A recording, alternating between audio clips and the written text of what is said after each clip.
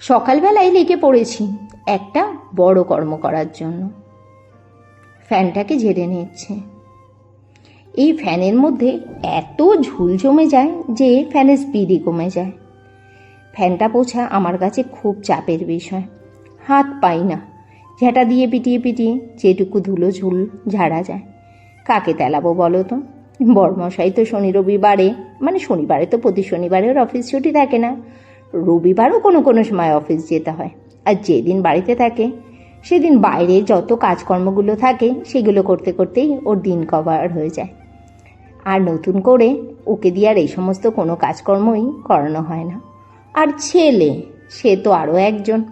তাকে বলতে বলতে অস্থির হয়ে যায়, বাবা একটু ফ্যানটা ঝেড়ে দে, একটু এসির ফিল্টারটা খুলে দে। তার তো আর সময়ই হয় না, আজ দিই কাল দিই করতেই থাকে। দরকার নেই ভাই কাউকে তেল মাখানো, আপনা হাত জগন্নাথ, যা পারি এইভাবেই ঝেড়ে ফেলি। ফ্যানটাকে পরিষ্কার করার ফলে খাটের ওপরে দুনিয়ার ঝুল বেসে পড়েছে। খাটটাকে আগে ভালো করে ঝেড়ে নিই, তারপরে আলাদা করে যে এক্সট্রা নোংরাগুলো পড়েছে এটাকে আগে ভালো করে ঝাড় দিয়ে সরিয়ে নিই। আর না হলে কী হবে বলো তো, পাড়ায় পাড়ায় এগুলো সারা ঘর হয়ে যাবে। ওই দিক থেকে আবার ভাতও বসিয়ে দিয়েছি। প্রতিষ্ঠা যে আবার স্কুলে যাবে, ওটাকেও তো আবার সময় মতো তৈরি করে দিতে হবে। ঘুম থেকে উঠে ফ্রেশ হয়ে বসেছেন পড়তে, তারপরে স্নান করে ড্রেস পরে রেডি হয়ে চলে এসেছে আমার সামনে। আর এই যে এখন ওকে চুলটা বেঁধে দিই। প্রতিদিন স্নানের সময় বলি বেশি চুলটা ভেজাস না, কিন্তু উনি ঠিক চুলটাকে ভিজিয়ে ফেলবে। এত বড় চুল শুকাতেও চায় না। ওদের স্কুলে আবার পনি বেঁধে গেলে হবে না, বিনুনি করেই যেতে হবে। এটা একদম স্ট্রিক্টলি নিয়ম। ভেজা চুলটাই বিনুনি করে দিতে হয়। দুদিন বাদে বাদে চুলে কি বাজিয়েই না গন্ধ হয়ে যায়। আর বলো তো, ভেজা চুল বাঁধলে চুল তো পচেও যায়। এতটুকু বয়সে ভীষণ হেয়ার ফল হয়। তবুও মেয়ের খুব জেদ, কিছুতেই সে চুল কাটাবে না, তার ইচ্ছে সে লম্বা চুল রাখবে।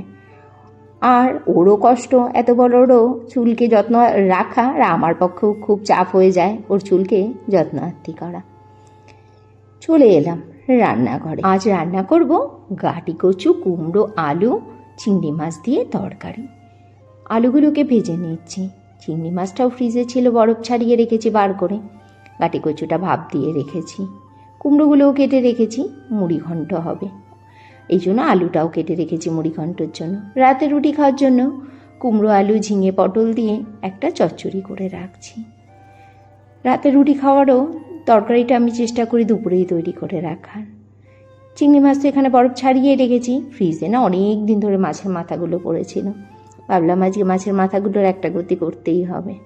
মাছের মাথাটাও বরফ ছাড়িয়ে রেখেছি। এদিকে তেলের ওপরে জিরে, শুকনো লঙ্কা, তেজপাতা ফোড়ন দিয়ে দিয়েছি সেদ্ধ করে রাখা গাটি কচু, ভেজে রাখা আলু, কুমড়ো, চিংড়ি মাছ দিয়ে খুব ভালো করে কষে নিচ্ছি। এটা আমি কোনো পেঁয়াজ রসুন ব্যবহার করিনি জানো, কচুর গাঠির তরকারিটাতে শুধু জিরে ধনের গুঁড়ো দিয়ে করেছি। আমার বড়মশাই খেতে খুব ভালোবাসে।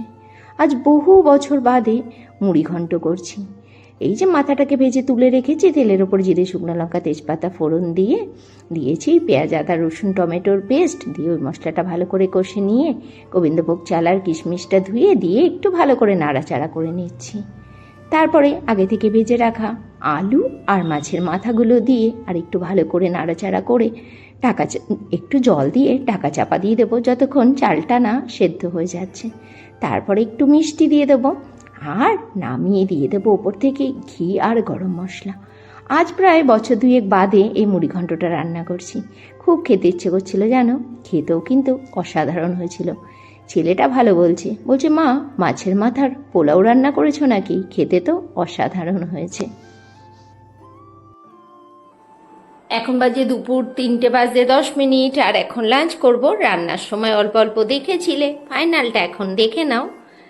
এখানে রয়েছে ভাত, রয়েছে ঝিঙে আলু কুমড়ো দিয়ে চচ্চড়ি করা, এটা রাতে রুটি খাওয়ার জন্য। রয়েছে মোচার ঘন্ট, মোচার ঘন্টটা কালকের গরম করে রেখেছি। আর রয়েছে এখানে মুড়ি ঘন্ট, আর রয়েছে চিংড়ি মাছ, গাটি কচু আর কুমড়ো দিয়ে আলু দিয়ে একটা ডালনা। আমি ফেরত চলে এলাম রাত্রিবেলাতে, তৈরি করে নিলাম রুটি। আমি আমার ছেলেকে খাবো রুটি, কালকের একটু পায়েস রয়েছে, আর বড়মশাই খাবে ভাত। আর দুপুরে সেই তরকারিগুলোই রয়েছে। চলো এই দিয়ে খাওয়া দাওয়াটা সারছে, আজকে ব্লগটা এখানে শেষ করছি। Tata, good night.